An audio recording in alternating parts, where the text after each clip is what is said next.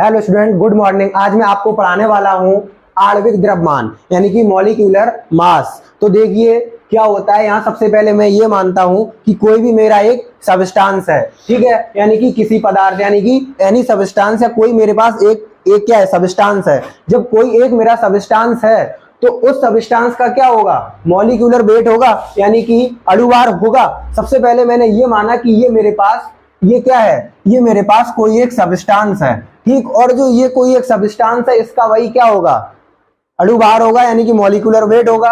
अब जब इसका मॉलिक्यूलर वेट होगा तो इसके मॉलिक्यूलर वेट में हम क्या देखेंगे, इसका एक अणु, ओनली एक अणु, उसके मॉलिक्यूलर वेट का केवल हम क्या उठाएंगे, एक अणु यानी कि वन मॉलिक्यूल क्या ले लेंगे, उसका हम वन मॉलिक्यूल लेंगे। और फिर वन मॉलिक्यूल में उपस्थित यानी कि जो उसका वन मॉलिक्यूल होगा उसके अंदर हम देखेंगे, ठीक, वन मॉलिक्यूल में प्रेजेंट क्या देखेंगे, सभी परमाणु। क्योंकि आपको पता है जो आपके परमाणु होते हैं वो कहाँ होते हैं, अणु के अंदर।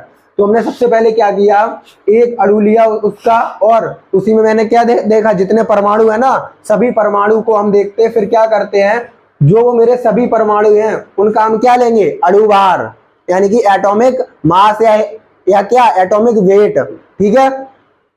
फिर जो मेरा एटॉमिक वेट निकल के आएगा उसका हम क्या करेंगे, योग करेंगे यानी कि उसको हम जोड़ेंगे, एडिशन करेंगे, और इसी के बाद हमें क्या प्राप्त हो जाता है, मॉलिक्यूलर मास, ठीक है।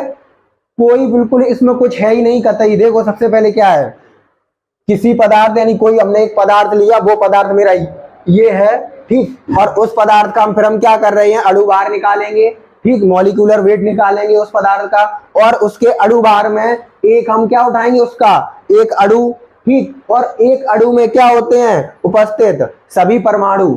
आपके जो परमाणु होंगे वो कहाँ होंगे, अणु में उपस्थित होंगे ना, ठीक है। और सभी परमाणु का हम क्या निकालेंगे, परमाणु भार। और जब परमाणु भार जो मेरा निकल के आएगा उसको हम क्या कर देंगे, ऐड कर देंगे या जोड़ देंगे, योग कर देंगे, और उसी समय क्या मिलेगा, आणविक द्रव्यमान। क्लियर। देखो एग्जांपल में हम देखते हैं, हमने एक लिया आपका H2O यानी कि जल, ठीक है। तो H2O का अणुभार हम निकालेंगे यानी मॉलिक्यूलर वेट ऑफ H2O। तो सबसे पहले हमने क्या किया, 2 into H, क्योंकि यहाँ H के मॉलिक्यूल कितने हैं, 2, ठीक।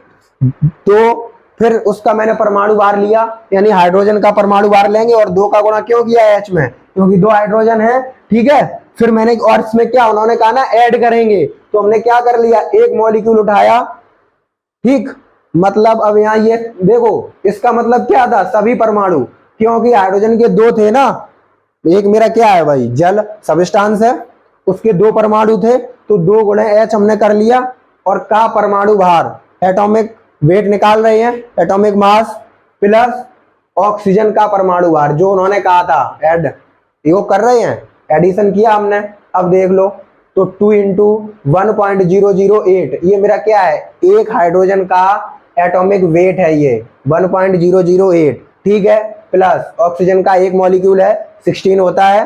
क्लियर। इसको हमने इसमें 2 का इंटू करेंगे 1.008 में, तो क्या आएगा 2.016, और इसमें प्लस 16 का ऐड कर रहे हैं, क्या आया 18.016। तो ये मेरा किसका निकल के आ गया, एटॉमिक मास किसका है, H2O का, ठीक। वैसे ही मैंने एक और लिया है CH4, ठीक है। तो यहाँ CH4 का कार्बन का कितना होता है 12.011, क्लियर, प्लस फिर यहाँ देखिए हाइड्रोजन के कितने मॉलिक्यूल हैं, 4, तो 4 into 1.008, इसको सॉल्व करेंगे तो आएगा 4.0032, क्लियर। फिर इसका इसमें ऐड कर देंगे तो 12.001 प्लस 4.032 का ऐड करेंगे तो आएगा 16.043, क्लियर। तो ये किसका निकल के आ गया, CH4 का। Okay guys.